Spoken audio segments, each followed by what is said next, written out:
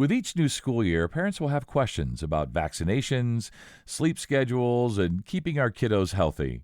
And joining me today to help answer these questions and more is Dr. Bora Timkin. He's a pediatric hospitalist with Dignity Health. This is Hello Healthy from Dignity Health. I'm Scott Webb. Doctor, it's so nice to have you here today. And I was mentioning to you that my kids are a little bit older, so I don't think much about vaccinations and those kinds of things anymore. But I do want to talk to you about this, and this is good for listeners who have younger kiddos, because when they return to school, they're assigned vaccinations based on their age, right? So why is that important? And maybe you could provide some insight as a pediatrician. Vaccines are, as we all know, incredibly important, and it can be overwhelming to hear about the number of different vaccines that our children need to get, but they're all very important.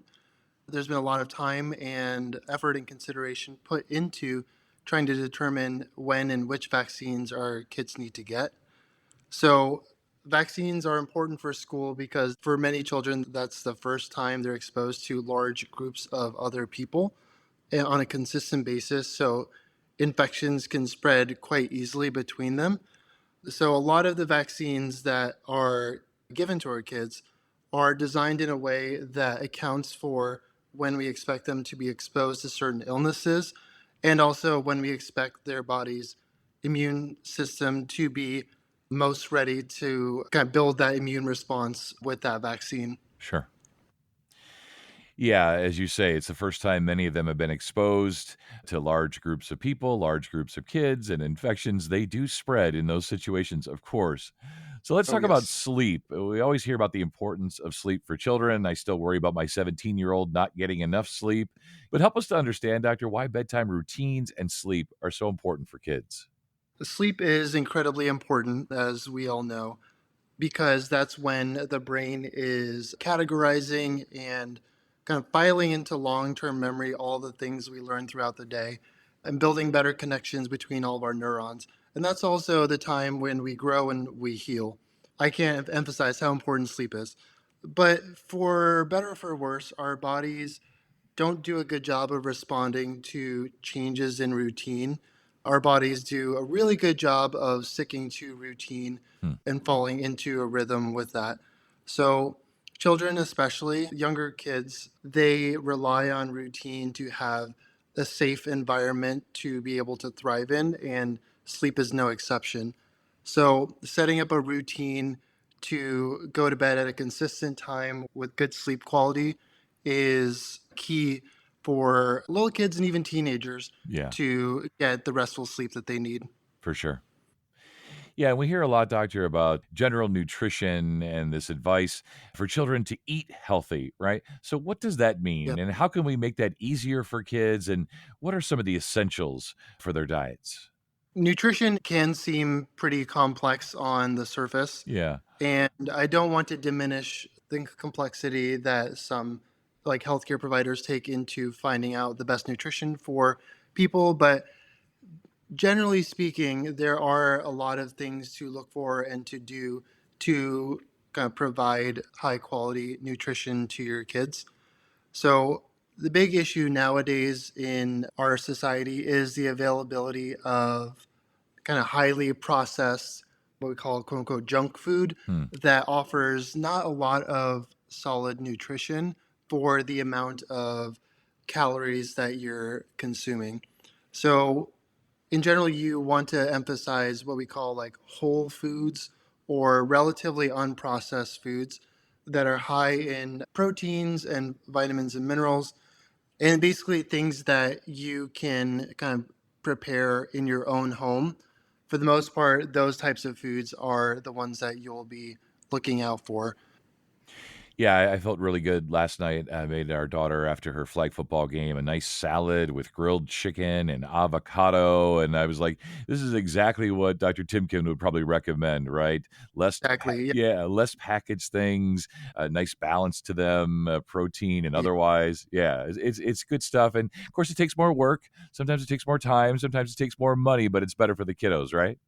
Exactly. Yeah. So that's the difficulty is making that change to like these whole foods, unprocessed foods, is that you lose a little bit of convenience Yeah. for sure, but it's worth it in the end. Yeah, definitely. Yeah, and doctor, we know when kiddos go back to school, a new school year brings the flu season. So, what should we be on the lookout? Like, what are the symptoms of a traditional flu? So, flu fortunately has a pretty good set of kind of typical or classical symptoms, though the flu can present in unusual ways, but very uncommonly or rarely. Okay, So, common signs, like the symptoms of the flu, tend to be fever, cough, congestion, body aches, and fatigue. Those are what we call like a flu like illness. You sure. can see it with other illnesses like other infections, but that's what the flu tends to embody when you have a kind of a typical infection with it. So, do we know anything this year? Have any sense of what the flu is going to be like and anything that we can do to prevent the sort of negative outcomes? It's very difficult to predict how each flu season is going to be or even when it's going to start. But in general, the best thing to do is to get the annual flu vaccine. Right. The flu happens to be the virus that mutates frequently, Hmm. but we're able to stay on top of it and know exactly what about it mutates. And we can make vaccines that do a pretty good job of predicting and targeting the areas of that virus that does mutate, Right. as opposed to other viruses where we don't have good vaccines for because they mutate too much. Right. So the vaccine is the most important thing to get, but other good infection avoidance practices are also important. So avoiding people who are sick is important, which can be challenging with work and school obligations, but when possible, to stay at home and avoid other people is important, as well as staying hydrated, getting enough sleep. Going back to sleep, your immune system works best when you get plenty of sleep, and washing your hands or sanitizing your hands frequently is also something that's very important to help prevent the spread of flu and other similar viruses. Yeah, my daughter's always telling me, she's a senior in high school, and she's always telling me that all of her friends are sick. And then I ask her naturally, well, do they stay home when they're sick? And of course not. Of course they don't. Everybody goes to school when they're sick. So, as you say, it can be a challenge to avoid those that are sick and from becoming sick. But some of the things we can do, like getting better and more sleep and washing our hands and all those things, right? Exactly. Yeah. Yeah. So, if our kiddo does get sick, doctor, what should we do? Do we go to seek out pediatric care, urgent care, emergency care? Is there some common sense involved? How do we know which is the right path for us? It's all about a matter of balancing kind of risks and benefits of seeking care. So the big, risk is by going out into the world, going to an office or a hospital, you're potentially risking exposure of your illness to other people. Hmm. So it's about finding that right moment to decide you need treatment over the risk of exposing other people. So in general, for like mild illness where you feel a little run down, you're not feeling your best, but you're generally able to do your daily function, like eat, drink, sleep fine, and breathe comfortably. Those are all things that should let you be able to stay at home and not seek care, Okay. as this virus will naturally run its course.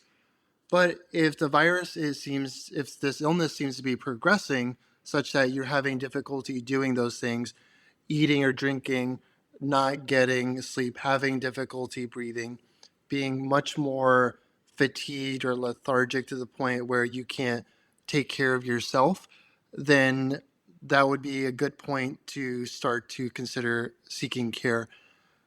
Whether it's the urgent care or the emergency department, it all kind of depends on the individual. Right. The sicker you are, the more quickly these things like happen, the more you would kind of lean toward going to the emergency department.